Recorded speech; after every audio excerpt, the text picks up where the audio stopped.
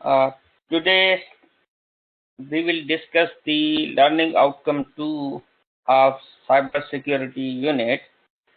So the learning outcome 2 is understand industry standards of cybersecurity. So assessment criteria is evaluate different controls to manage cybersecurity risks, critically evaluate cybersecurity strategies within an organization against industry standards.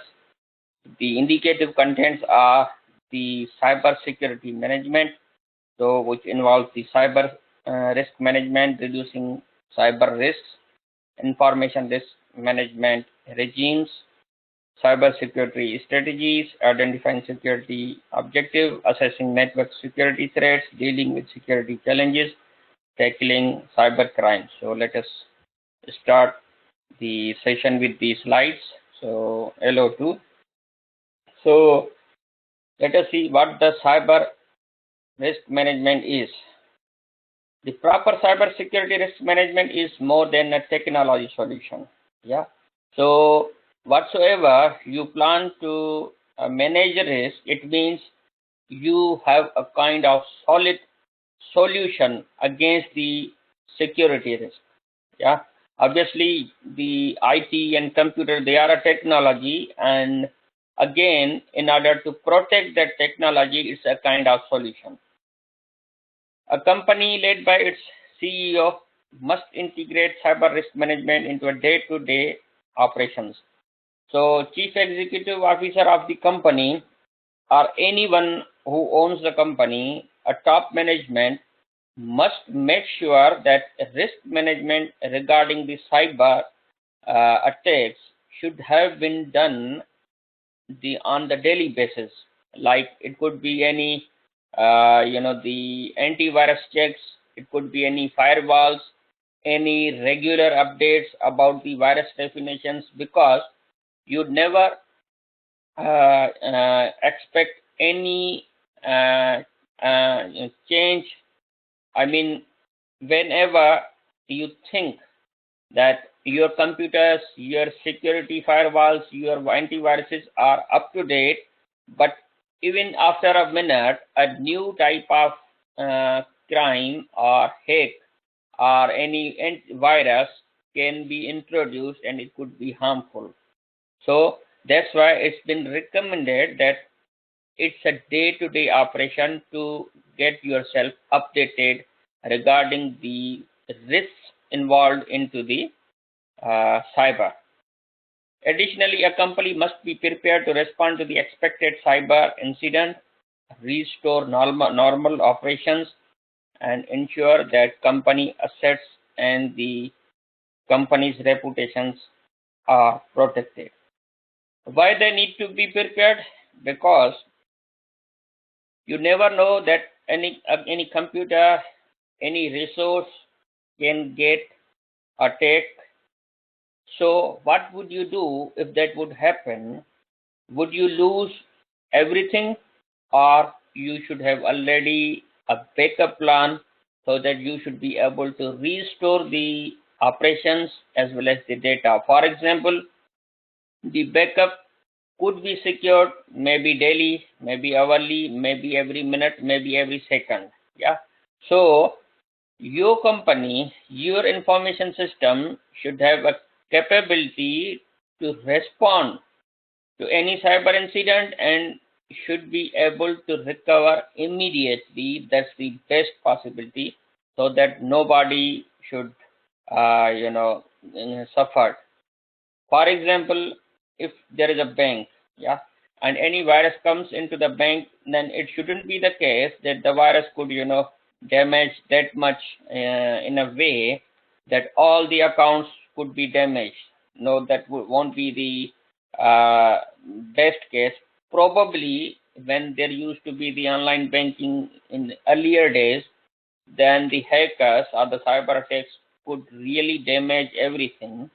And since then, they noticed that even if any attack occurs, then the recovery, the remedy to that incident should have been produced immediately without any loss to a loss, financial loss, or any loss to the data. So that's basically the management of the cyber attack.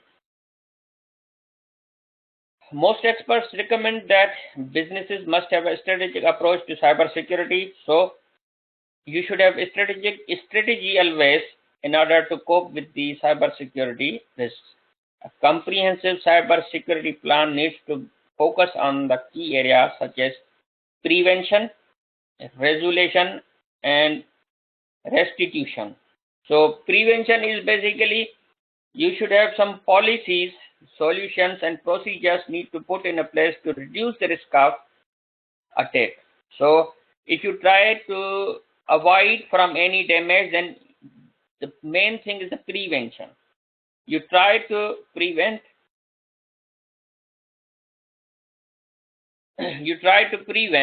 and your prevention policy is most important to be introduced. Yeah, Sabit, can you hear me?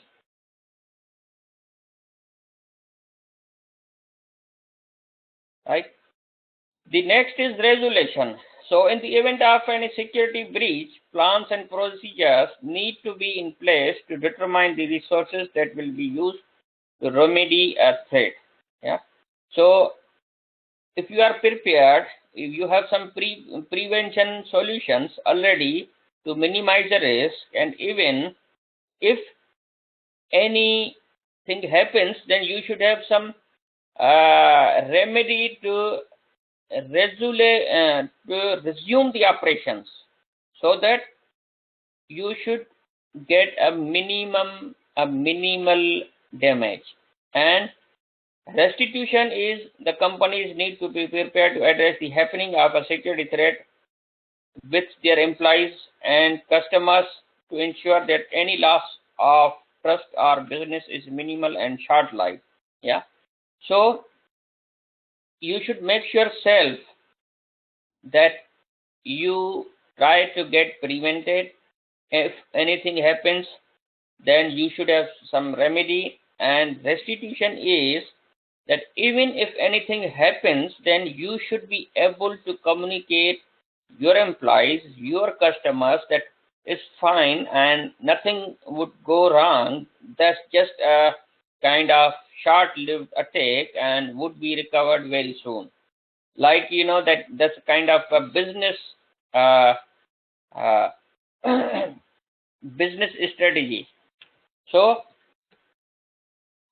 you should be very much focused on risk management and these strategies, prevention, resolution, and restitution.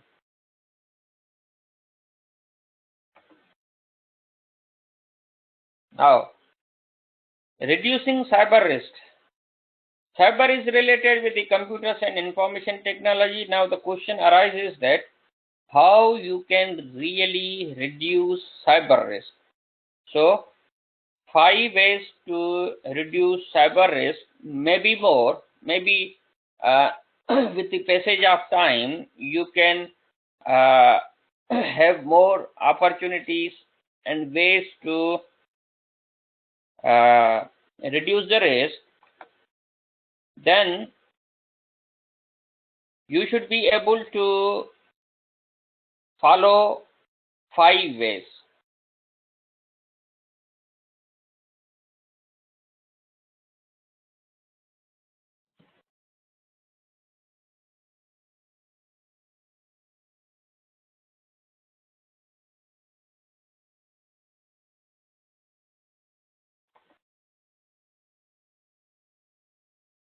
Now, number one is companies need to develop a complete view of their IT landscape.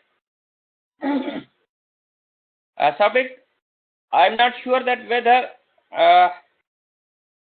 you can listen to me or not. I'm continuing the session, and unfortunately, if you are not able to listen to me, then you re-log on and you try to join me. I have already started 3 slides, and you are most welcome to listen to the recording always, maybe later on.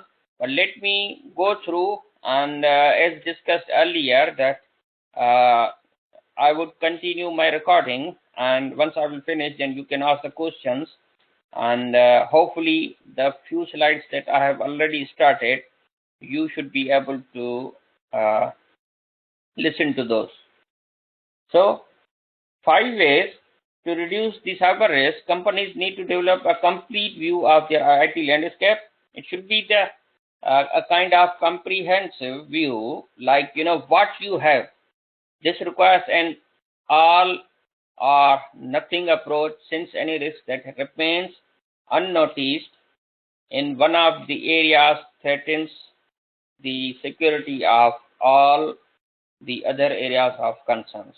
So, first point in order to reduce the cyber risk is basically you should have a complete view of your IT infrastructure and make sure that everything is protected, and if you are not sure that certain devices are not protected, it means you are not protected at all. So it's all or nothing approach.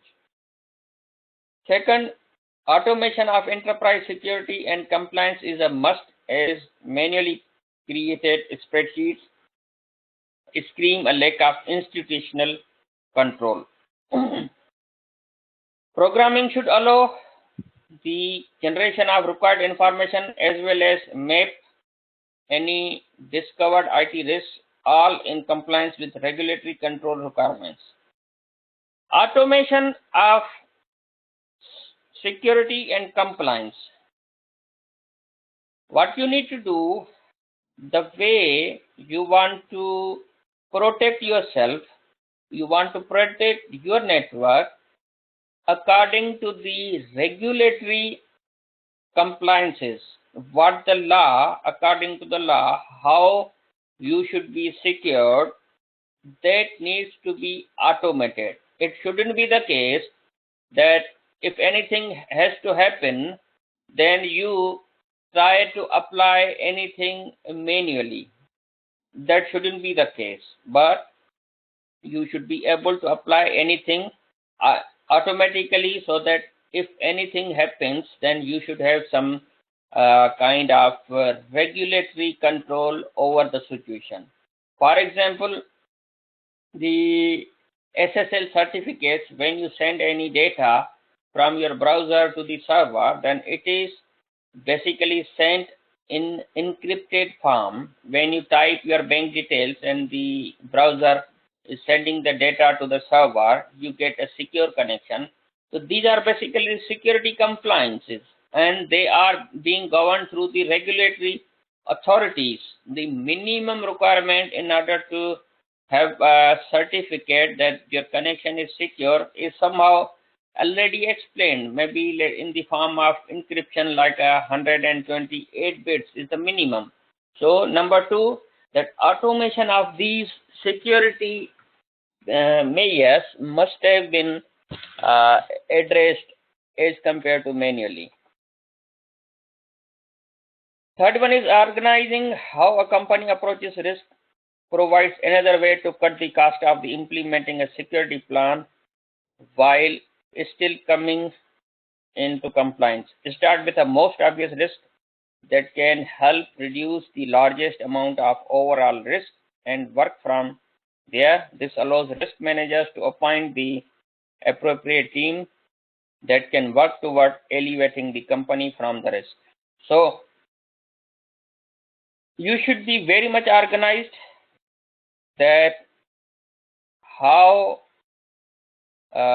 you would address any of the problem which would occur, and basically if you would be planned in advance, then it would reduce your cost of dealing with any loss. So organizing how a company approaches risk provides another way to cut the cost of implementing a security plan while still coming into compliance. So starting with the most obvious risk that can help reduce the largest amount. So for example, if you know that what are the risky points, what are the risky elements, and you are prepared to handle those risks in advance, then it means you have already done, you have already tried to reduce the cost of the damage. Like, for example, if you know that if your server would, for example, be damaged, then you would lose everything. And in place of the a kind of high risky alternative, if you back up your server exactly instead of one server, you are keeping the backup on 3 servers. It means you have already reduced the risk and you have a kind of zero risk, and but you have saved your cost on re-implementing or recreating the server and data and the customers. So the approach of organizing risk management is in advance would reduce your cost. So you should have a kind of advanced planning. The fourth one, make sure those who have access to areas in computer network actually need that access. Reducing access to privileged areas to only those who require it can greatly elevate the overall security of our network. The fewer people who have access to vital areas, the less a chance of security being compromised. So, you know well that everything can happen into the IT infrastructure, and because the most possibilities are that whoever will use the system, obviously whoever will access the system can be the reason of the security attack. For example, if somebody is given the access, then the access could be compromised. For example, an access username and passwords could be hacked, or maybe could be shared with someone else. So minimum number of users or privileges being set on certain resources would make it sure that there would be a minimum possibility of any attack or risk, right? So for example, if 10 people are sharing the server password, then there are 10 possibilities maybe. But for example, if only 2 people are sharing the password of the server, then there is only the possibility that uh, either of two can know or disclose or being affected. So it would be very easy to know that who was the reason, and they can be inquired that maybe they did anything wrong with the authentication, or they and the key information was stolen from them. So possibly anything. Yeah. So Sabik, can you hear me? I'm on the 5th slide now. I'm moving towards the 6th now. The 5th way to reduce the risk is the end user is often the most vulnerable point of the security process. Making sure employees understand the risk involved and what is at stake can help them feel a part of the overall security scheme, making it less likely that they unintentionally give access to company resource. So the end user is basically your employee, and they are the most vulnerable point of security process. As explained earlier in the previous point number 4, that grant the access to the limited people, and also make sure that your end user, in the 5th point, that end user employee is at most uh, uh, risk. So whosoever you give any access to them, you should educate them that they should not give an access to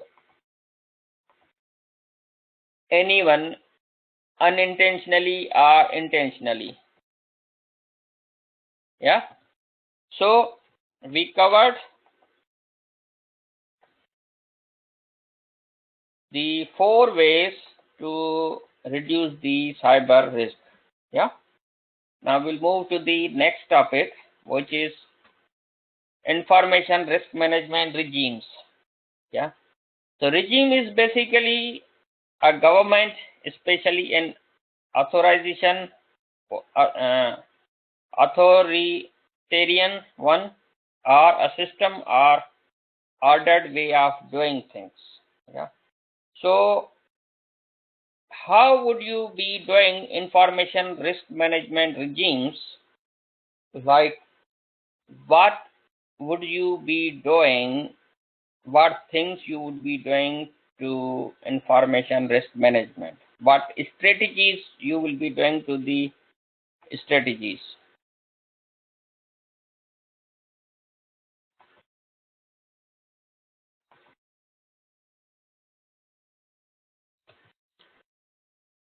Can you hear me, Sabik and Yusuf?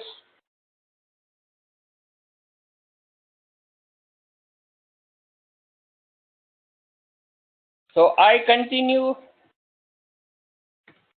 recording, and you should, Sabik, you should be able to listen to my this session recording, and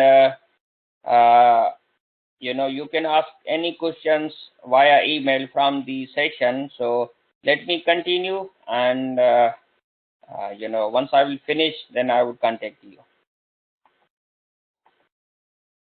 Okay. So regimes.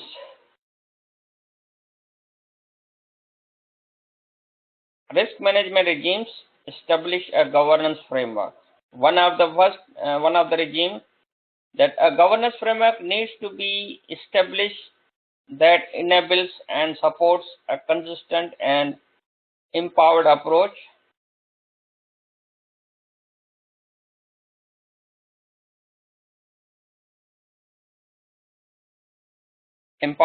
to information risk management across the organization, with ultimate responsibility for risk ownership residing at board level. Yeah. So, okay, Sadak, I continue the session, and you should be able to listen to the session in recording as I explained. So let me continue this, and I'm sorry that you are not able to listen to this, but it's fine. Let me continue. So establish a governance framework. A governance framework needs to be established that enables and supports a consistent and empowered approach to information risk management across the organization, with ultimate responsibility for risk ownership residing at board level. So how you would manage risk? You can manage a risk by creating a governance framework. A governance framework is basically that how and who will be managing the risk. If you don't know that who will manage the risk, who would be involved into the handling those problems, then you cannot manage properly. So it's better to have a governance framework, which is basically the ultimate responsibility for risk ownership residing at the board level.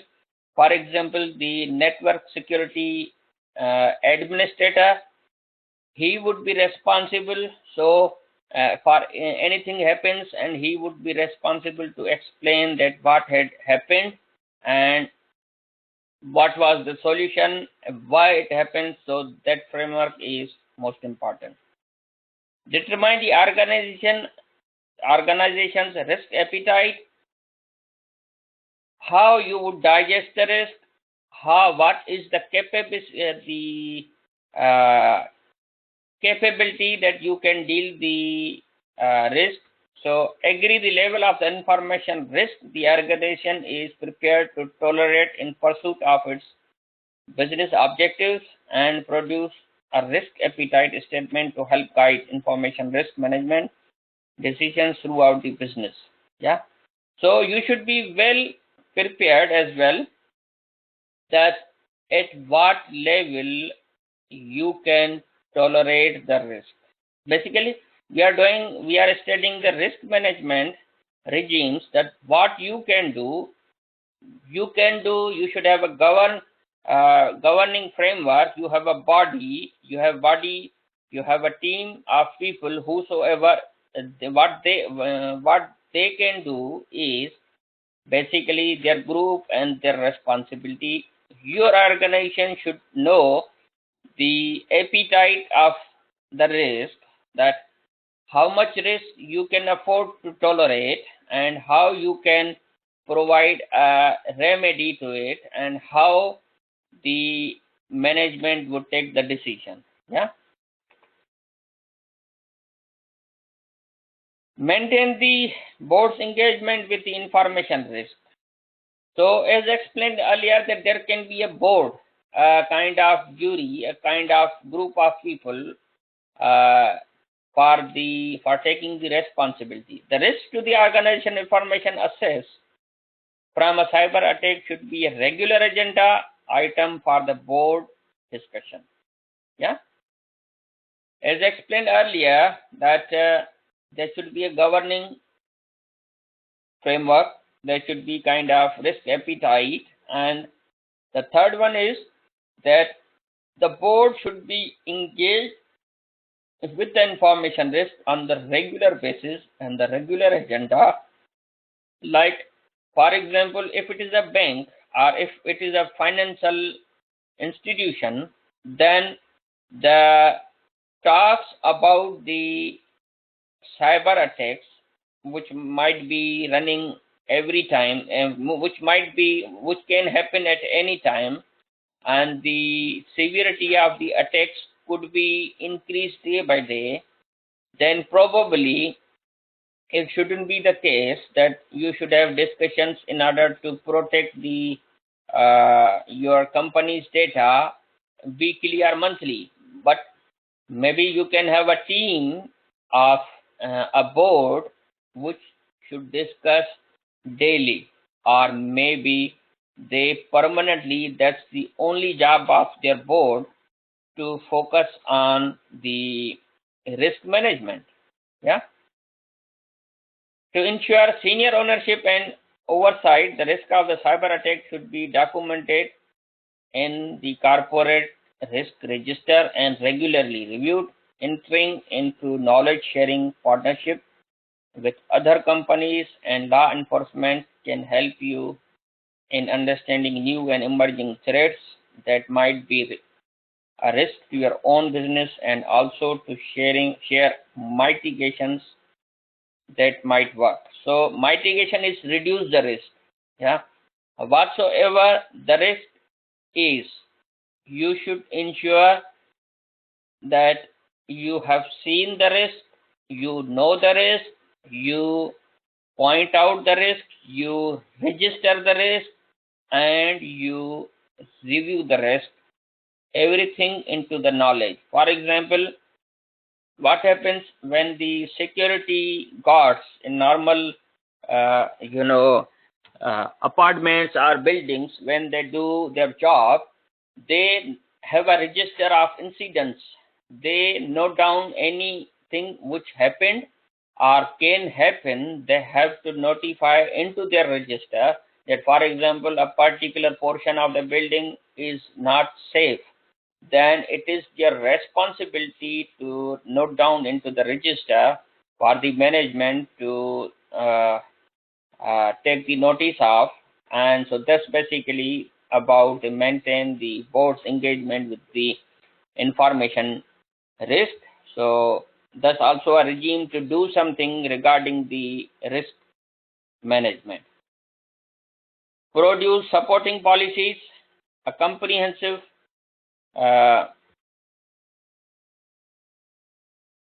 A comprehensive corporate information risk policy needs to be created and owned by the board to help communicate and support risk management objectives, setting out the information risk management strategy for the organization as a whole. So, supporting policies are basically the comprehensive corporate information risk policy that needs to be created. A policy should be owned by a board to help communicate and support risk management objectives, that what needs to be done and according to what policy you should act. So if you don't have a policy against any risk, against any of the problem, that what you need to do, then obviously you will not be able to save from the more damage. So if you don't have a policy, then even regulatory authorities will not accept your cover. For example, if you are insured, then your insurance will not cover your damages because you have not gone through certain policies, that what minimum requirements you need to make yourself safe. Yeah. Then adopt a life cycle approach to information risk management. So life cycle means a continued approach. The components of a risk can change over a time, so a continuous through life process needs to be adopted to ensure security controls remain appropriate to the risk. Yeah. So continuous life cycle of information risk management must be adopted to ensure the security controls remain appropriate to the risk. It shouldn't be the case that, for example, if it is a weekend and you were protected until weekdays, then you take a rest for 2 days. No. It's a continued life cycle approach. A hacker can attack anytime, maybe daytime, maybe nighttime. So your approach should be a life cycle. Apply the recognized standards. Consider the application of recognized sources of security management, good practice such as ISO, IEC series of standards, and implement physical, personal, procedural, and technical measures. So your security should be up to the standards accepted internationally, and that should be the practice, and make sure that those are implemented physically, yeah, and personal, procedural, and technical measures have been taken. Yeah. So these are one of the regimes, and few more. Make use of endorsed assurance scheme. Consider adopting the Cyber Essentials scheme. The Cyber Essentials scheme is a government-backed, industry-supported scheme to help organizations protect themselves against common online threats. So make use of endorsed assurance scheme. So any scheme, for example, Cyber Essential scheme is government supported, government policy scheme, which tells you that what you need to do at the time of any threat. It provides guidance on the basic controls that should be put in place and offers a certification process that demonstrates your commitment to cyber risk management. For example, if you are getting any threats into your network or any cyber crime, yeah, if somebody is personally, wants to harm you, then what you need to do? Obviously, you would tell to the police, and police should have some, options to find that person and maybe to warn them, to arrest them according to the severity of the attack. Yeah. So how you need to endorse? You need to endorse the kind of scheme, for example, the cyber essential scheme supported by government. Whatsoever the government has told you to endorse into the cyber security threats, you need to adopt it. That's a kind of regime that you can do something in order to uh, face the cyber security risk. Promote risk management culture. Risk management needs to be organization-wide, driven by corporate governance from the top down, with user participation demonstrated at every level of the business. Yeah. So risk management should be done organization-wide, and it should be from the top to bottom, with user participation demonstrated at every level of business. It shouldn't be the case that, for example, some of the organization employees may be interested into the risk management and some of them may not be interested into the risk management. For example, there are five, for example, 50 employees related are using the computers and 50 do not use the computers, but they may not be, for example, if they think that they don't use the computer and they may not get an interest into having the information regarding the risk involved. But no, from top to bottom, every employee should have a kind of culture, and voluntarily they should participate, and their participation at every level is important. So that's a regime basically. Yeah. So we covered today like what the risk management is, and what you need to do, how you can reduce the risk, and 5 ways to reduce the risk. And then we discuss some regimes that you should have governance, you should have organization's risk appetite, you maintain the board's engagement with the information risk, produce supporting policies, adopt a life cycle approach to information risk management, apply recognized standards, make use of endorsed assurance scheme like government, promote risk management culture. Yeah. So these were the 2 topics. Let me start the 3rd topic now. Identify the security objectives. The security objective is a statement of intent to counter a specified threats and or satisfy specified organizational security policies or assumptions. Yeah. So security object is a statement of intent to identify any threat, yeah, and satisfy the security policy or assumption that you are well aware of it. So how you can identify the security objectives?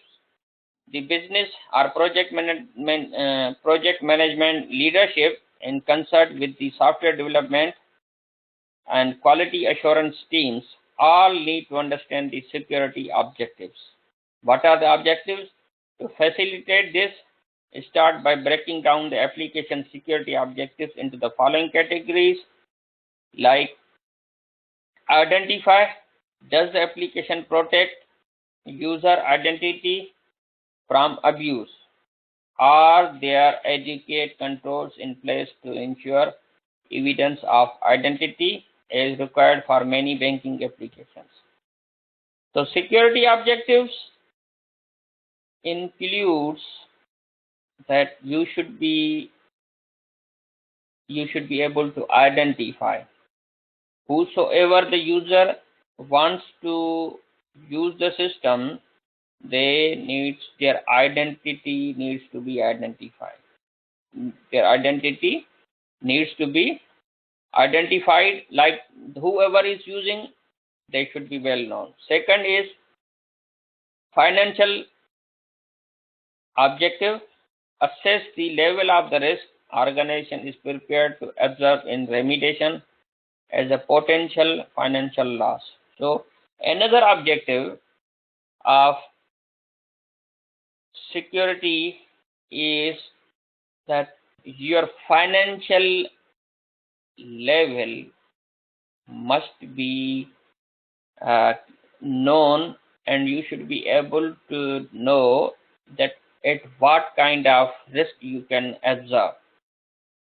Yeah, it shouldn't be the case. For example, if it is the stock exchange, and if anything goes wrong or in trading, there is a kind of certain limit in order to absorb the potential loss. For example, a forum software may have a lower estimated financial risk than an internet banking application. Yeah. So if you want to identify that how much risk is involved, then probably your identification can conclude that if your forum website is being hacked, then how much loss you would get. Maybe you lose the some topics of discussion, maybe you lose the number of users. But if as compared to the banking application, if it is hacked, if it has got any threat, then assume that the bank can get too much loss, money can be stolen, a transaction could be hold, or for example the bank could be suspended for 1 hour, then the whole there could be hundreds and thousands and millions of loss because of the even the operations are suspended for some time, for a minute. Then like in stock exchanges, the trade, if suddenly the trade stops, then the whole market can be damaged. Yeah. So you should be able to identify the security objectives. So among them, the financial level, the level of the risk, you should be able to know in advance. That should be your objective. Yeah. And whosoever, regarding the identity, that who is using is also your objective. You should be your objective, that who is using and whether they are authorized or not. Another, your objective is maintain a reputation because of the security. How? Quantify or estimate of the loss of reputation derived from the application being misused or successfully attacked. So your security objectives, in order to identify the objective of providing security, is that your reputation should be maintained. If you think that anything could be misused or successfully attacked on your system, then how much reputation you will lose? Probably, for example, if you are a digital currency trader, if you deal with the currency on the online exchange, kind of, yeah. If somebody is using your website and their money is being stolen, yeah, maybe small money, maybe large money, then if any one incident happens, yeah, and if it becomes the public, then your reputation, nobody would use your website for the currency exchange. Yeah. But if you knew that particular website that does the currency exchange since 20 years and never been hacked, for example, then you will create a reputation, and that should be your objective of the security, that a main objective, maintaining your reputation regarding the security, will make you sure that you are protected and your objectives are well identified. Then privacy and regulatory. To what extent will the application have to protect user data? Forum software by its nature is public. By a text preparation application is subject to a text regulations and privacy legislation requirements in most countries. So the security objective, one of them is privacy and regulatory as well. So if you maintain the privacy according to the regulations, and that objective should have been considered important. For example, if it is a forum data, then it may not affect on anyone, but if it's a critical information, if it is a confidential information used and it has a kind of security risk, yeah, and if it is not under the consideration in your objectives, then it's very out of legislation that you could not protect your data, you could not protect your customer data. Yeah, so privacy and regulatory objective, whether your customer data, for example, is protected or not, that should be your objective as well, in order to make sure that the data privacy exists and you do everything according to the regulations. Availability guarantees. Is the application required to be available for a service level agreement or similar guarantee? To what level will the application have to be available? You must have heard about the servers, that they are available, for example, 99.9%. For example, even if they do a maintenance in a month, then out of, let's say, 24 hours in a day, if they do a 2 minutes, if they suspend their service for 2 minutes, then possibly their availability would be maximum and good and acceptable. So your objective regarding the security security identity is also to make sure that the availability guarantee should be clear. So your service would be available for that much percentage, and that should be your objective. Yeah, so we were discussing about the objectives, the security objectives, and to identify them. So you need to be very much at least focusing on the identity, financial level, reputation, regulatory requirements, availability of your system, so that your objective should be completed. Now you have to assess the network security threat.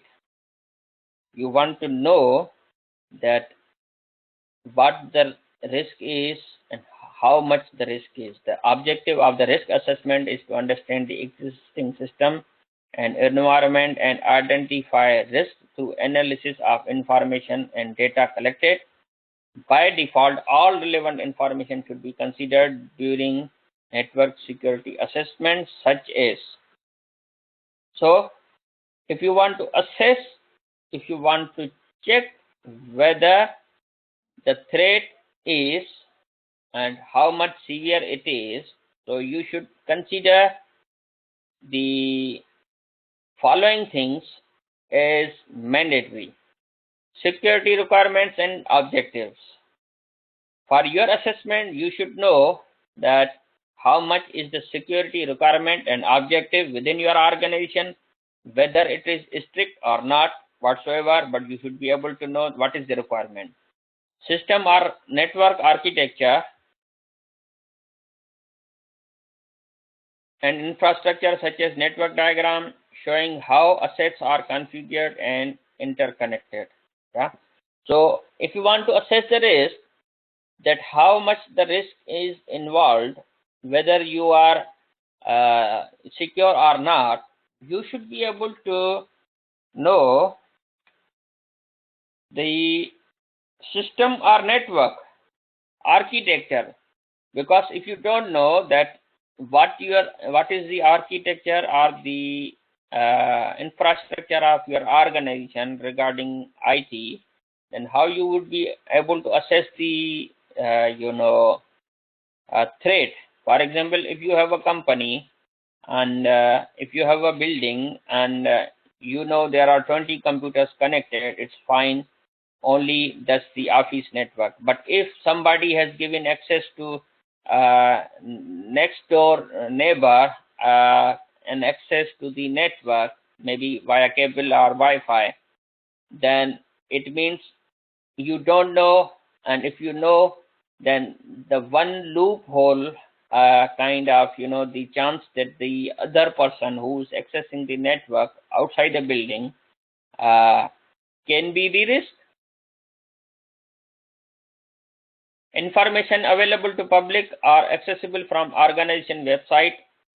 You should be able to know that what information is available on your website may be useful for someone or may not be useful for someone. But if some information is useful to public, then there are more chances of the attack. Physical assets such as hardware, including those the data center, network and communication component and peripheral, e.g. desktop, laptop, PDS. You should know that what hardware you have got, what physical assets you have got, then you can assess the security threat. If you don't know that how many computers are connected with the network, how many laptops are connected, then you won't be able to know the security risk. Operating systems such as PCs and server operating systems, network management system, data repositories such as data management system and files, a list of all applications, network details such as supporting protocols and network devices, security systems in use. So everything, it shouldn't be the case that if you want to assess the security risk, or for example, if you want to know that how much risk you have in your life, for example, if you are traveling traveling with hundreds and thousands of valuable things with you, maybe gold with you, maybe money with you, the too much risk. Yeah. And if you have nothing except water of bottle, then you would know that nobody would harm you. So it's up to you. You should be able to know that what you have and how much risk involves. Then you should also be able to know security components deployed, such as firewalls, intrusion detection systems. Obviously, what you have and how those components have been protected, whether they have been protected or not. You should also be aware of it. Processes such as business process, computer operation processes, network operations processes and application operation process, identification and authentication mechanisms, government laws and regulations pertaining to minimum security control requirements, documented or informal policies, procedures and guidelines. Yeah. So you can only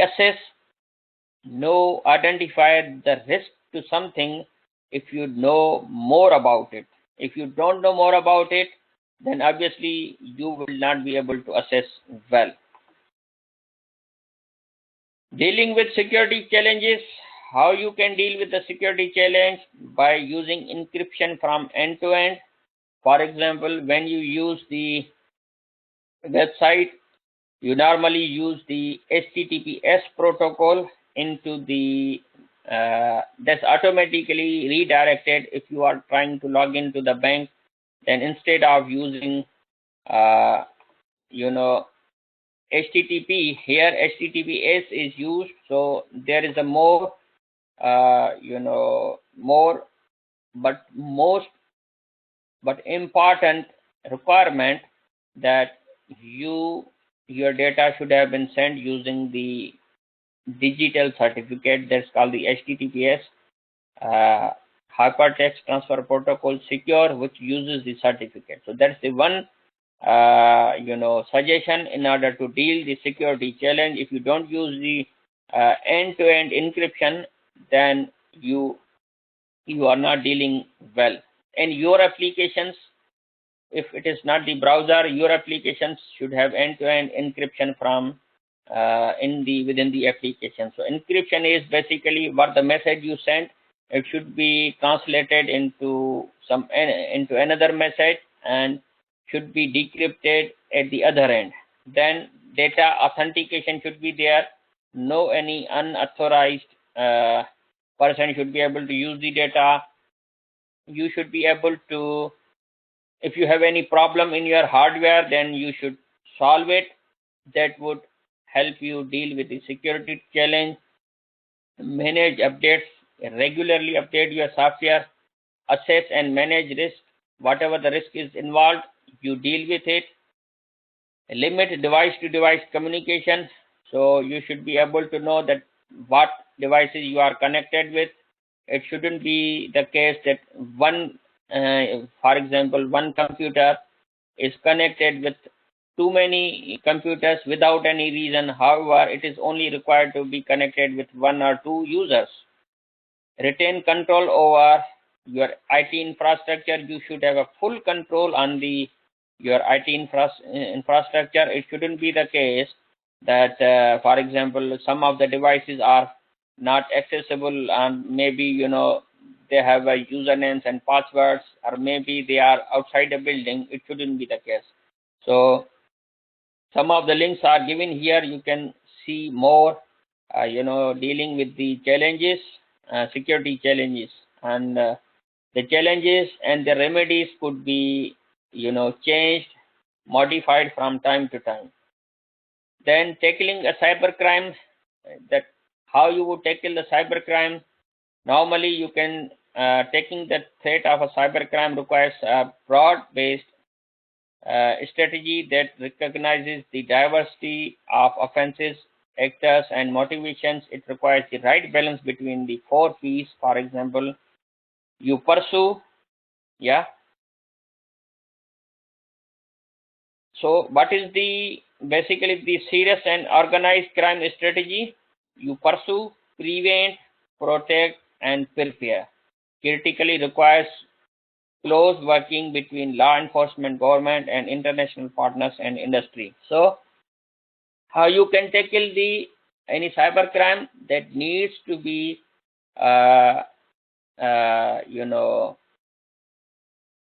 handled according to certain government policies. For example, in the UK, your cyber strategy should be pursue, prevent, protect, and prepare. Yeah. So link is given here. More detail about this 4 P's is also given there. So that was the last topic of today's session. We discussed today the tackling cybercrime and then dealing with the security challenges, so that you should be able to deal. You take the following steps like 1, 2, 3, 4, 5. One of them is, for example, encryption at the end to end. Then you need to assess the security threat. If you know your assets, then you should be able to know the security threats. And the topic we discussed, objectives and risk management regimes, and ways to reduce the cyber risk, and discuss the cyber risk management. Yeah. So I end this session now. You are most welcome to ask if you have any difficulty or understanding. You can ask any questions and via email or maybe in the next session. So I end this session now, and thank you very much.